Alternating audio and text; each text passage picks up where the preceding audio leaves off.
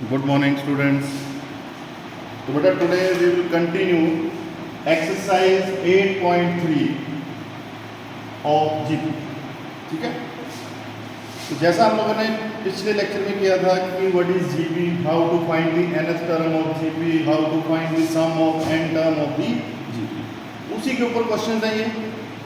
First question हमने solve कर लिया था। सेकंड क्वेश्चन में क्या है, कहता find the 12th term of an GP if the 8th term is 192 and the common ratio is equal to 2। हमें दो चीज़ें गिवन है, कॉमन रेशियो गिवन है 2 और 8th टर्म है कितनी 192। ठीक है, जैसे हमें पता है कि जो 8th टर्म है A8 का फॉर्मूला क्या होगा बेटा, A r रेज़ टू की पावर 7 इज इक्वल टू 192। अब रेडियस की वैल्यू यहाँ पर कॉमन रेशियो की वैल्यू पुट कर दो, 2 रेज़ टू की पावर 7 इज इक्वल टू 192। तो a की वैल्यू कितनी आ गई बेटा, 192 डिवाइडेड बाय 2 रेज़ टू की पावर 7। अब 2 को 7 टाइम मल्टीप्लाई करेंगे तो कितना आएगा बेटा, 2 को 7 टाइम मल्टीप्लाई करने पे, ठीक है बेटा। यहाँ से हमारे पास a की वैल्यू आ गई बेटा 192 डिवाइडेड बाय 128, 192 डिवाइडेड बाय 198।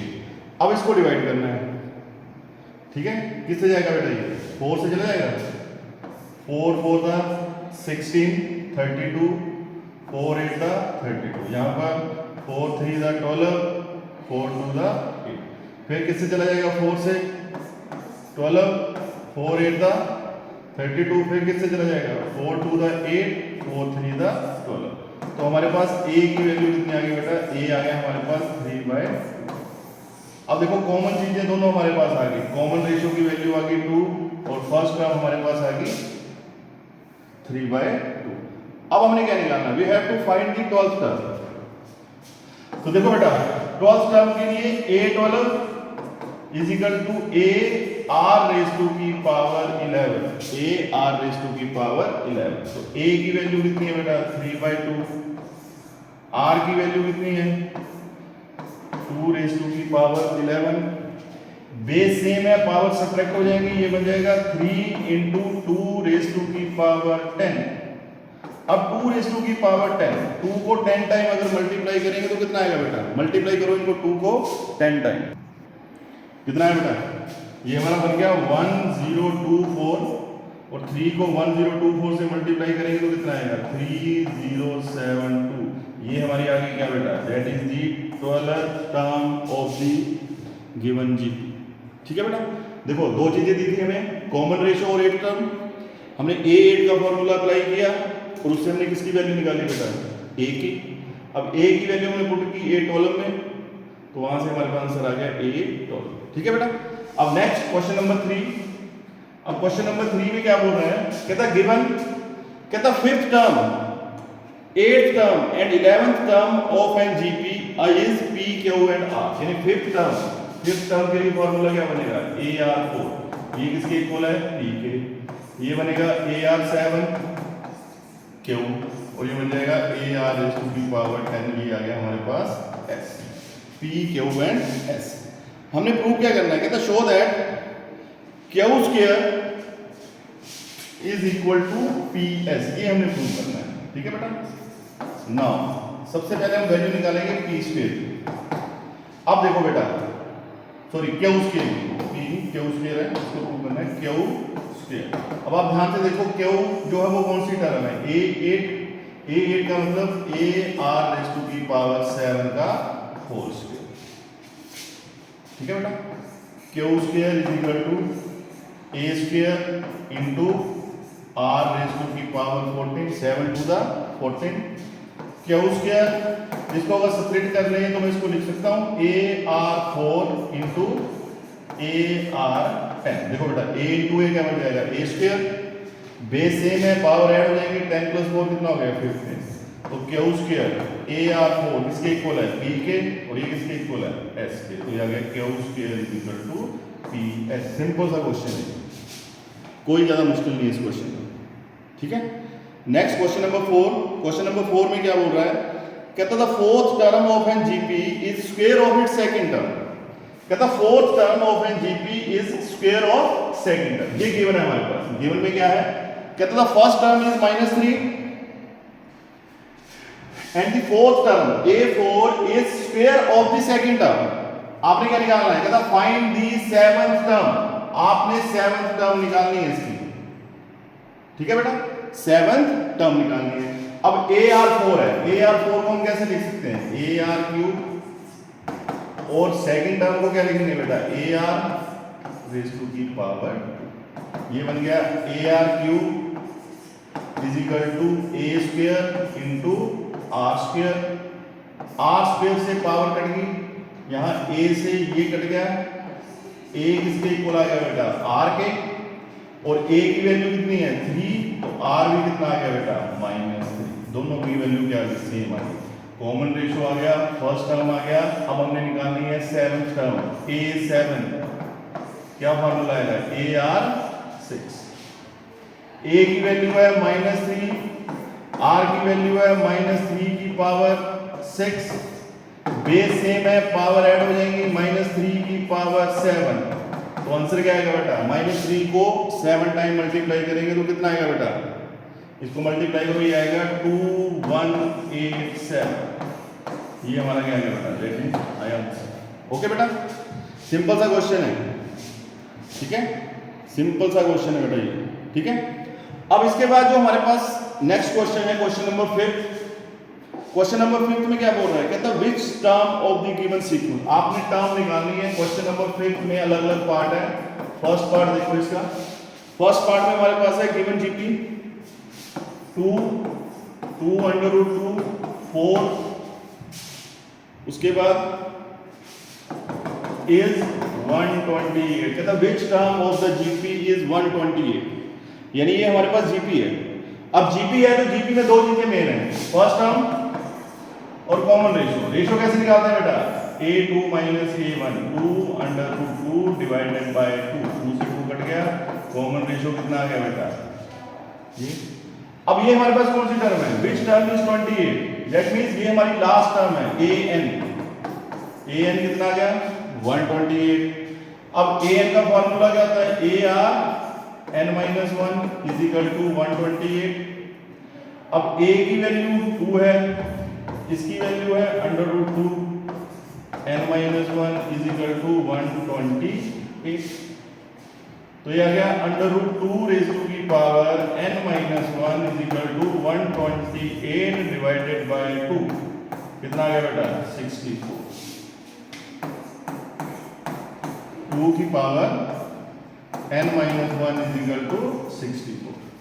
ठीक है, क्लियर है? देखो कुछ नहीं किया, an का फार्मूला अप्लाई किया, ar की वैल्यू पुट की, जो कटता है वो काट दिया, जो बच गया वही है। अब ये आ गया हमारे पास √2 की पावर n-1। अब 64 जो है वो अगर हम उसको एक्सपोनेंशियल फॉर्म में लिखें तो 64 को कैसे लिखेंगे बेटा? 2 रेज़ टू की पावर कितना आएगा? 2 4 8 16 32 14 64 2 रेज़ टू की पावर 6। लेकिन अगर हम एक्सपोनेंट का रूल यूज करें तो अगर बेस सेम हो तो पावर इक्वल होती है, ठीक है, अगर पावर इक्वल हो तो बेस इक्वल होते हैं, वाइस वर्सा। लेकिन यहां पर इसका बेस है √2, यहां इसका बेस है 2, तो क्या करेंगे? इसको भी √2 में कन्वर्ट कर देंगे, 2 को √2 की फॉर्म में लिखेंगे। जब √2 की फॉर्म में लिखेंगे 2 को, तो पावर जो है वो डबल हो जाएगी, 6 का क्या हो जाएगा? 12। अब यहां पर क्या है? बेस सेम है तो पावर क्या होगी बेटा? इक्वल। तो n कितना आ गया बेटा? 12 + 1, n कितना आ गया? 13। That means the 13th term of the given GP is 128। ठीक है बेटा। अब इसी पैटर्न के ऊपर इसका सेकंड पार्ट है, इसी पैटर्न के ऊपर इसका थर्ड पार्ट है, तो वो आप लोगों ने खुद करना है, सेकंड और थर्ड पार्ट। ठीक है। अब एक बड़ी ही इंपॉर्टेंट एप्लीकेशन आती है जीपी में, कहता है 3 terms A B C are in GP. कहता तीन टर्म ए बी और सी जो है वो जीपी में कब होंगे। जैसे एपी के लिए हमने एक फॉर्मूला किया था ना कि 3 terms A B and C are in AP, then 2b is equal to A plus C, ये फॉर्मूला हम करते थे।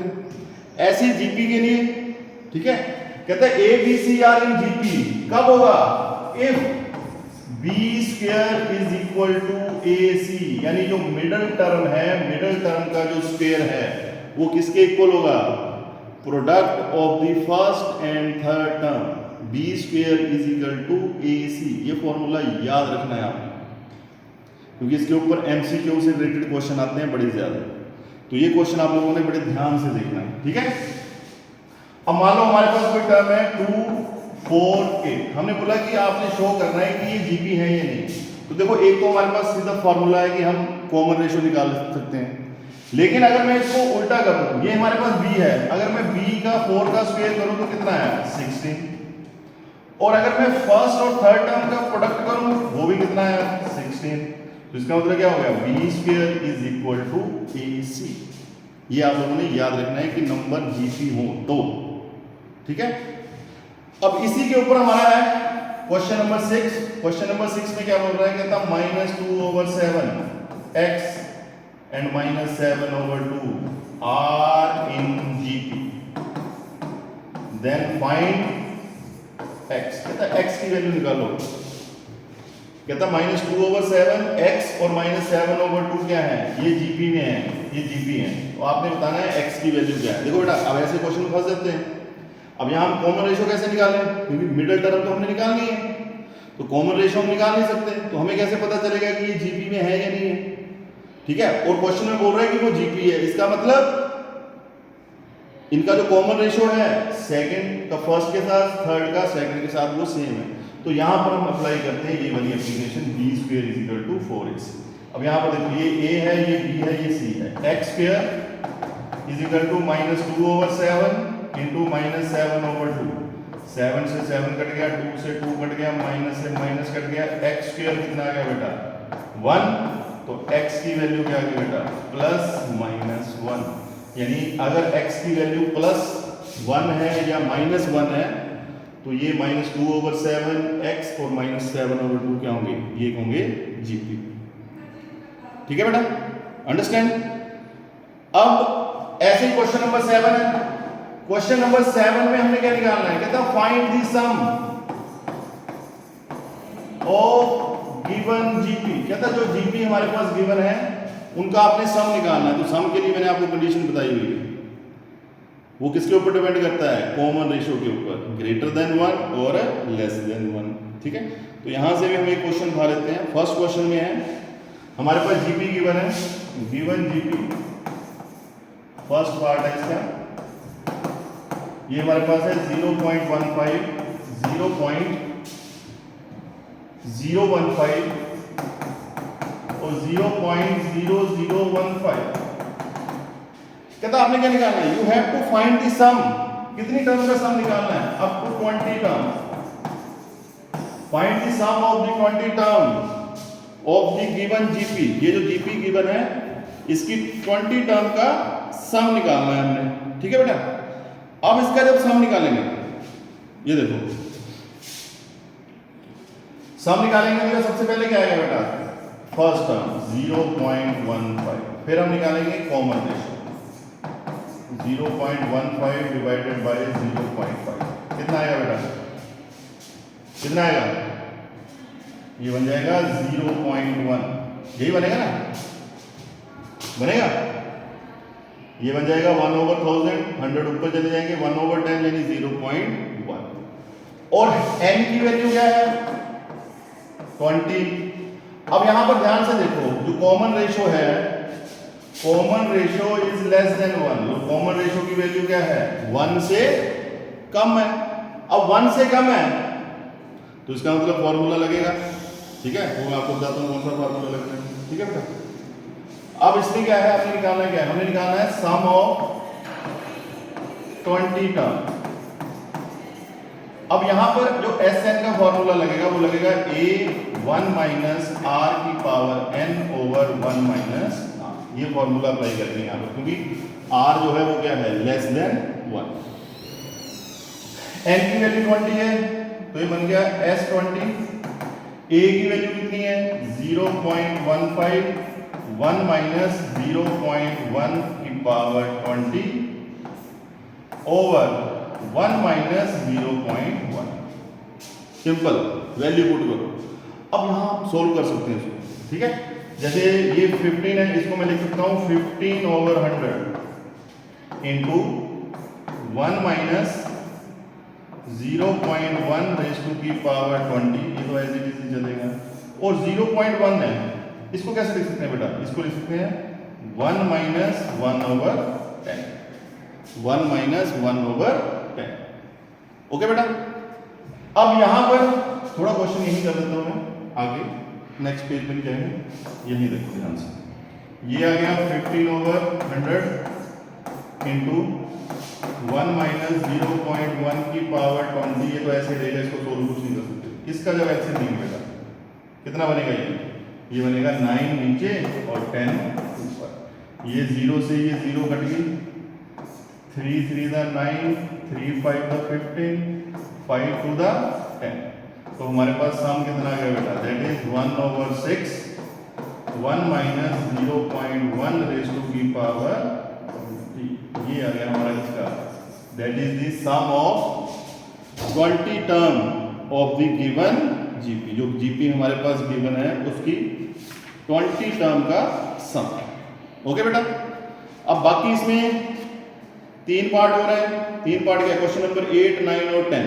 क्वेश्चन नंबर 8 में भी, 9 में भी और 10 में भी आपने क्या निकालना? You have to find the sum of the given GP. ठीक है बेटा।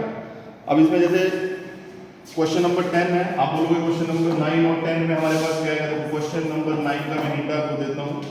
इसमें हमारे पास है 1 minus a square minus a cube up to n तक। अब यहां पर a कितना है? 1। कॉमन रेशियो कितनी है बेटा? माइनस ए, ठीक है। और नंबर ऑफ टर्म कितनी निकालनी है? सम निकालना है हमने n। अब यहां पर जो कॉमन रेशियो है वो माइनस ए है। ध्यान से देखो इसको, माइनस ए है तो इसका मतलब इसकी वैल्यू क्या होगी? लेस देन 1 से छोटी होगी, क्योंकि आप a की कोई भी वैल्यू पुट कर लो वो नेगेटिव देगा। यानी कॉमन रेशियो क्या होगा बेटा? कॉमन रेशियो हमेशा क्या आएगा बेटा? लेस देन 1, यानी वो नेगेटिव है, लेस देन 1 है। तो यहां सम का फार्मूला कौन सा लगेगा? a 1 माइनस r की power n over 1 minus a। अब a की वैल्यू क्या है? 1, r की वैल्यू क्या है? माइनस a की पावर n, और 1 माइनस r है, 1 प्लस a। तो आंसर क्या आएगा बेटा? 1 over 1 plus a, 1 minus a की पावर n। ये आ गया इसका सम ऑफ n टर्म। सिंपल, कुछ नहीं है, जो वैल्यू है वो लिखो, कोई दिक्कत थोड़ा है इसमें। ठीक है, ये 9th क्वेश्चन हो गया। अब क्वेश्चन नंबर 10 में भी ऐसे ही है। आप लोगों को कैसे करना है इसको? इसमें हमारे पास जीपी है x क्यूब, x की पावर 5, x की power 7 up to n terms. ठीक है। अब देखो यहां पर a की वैल्यू क्या है?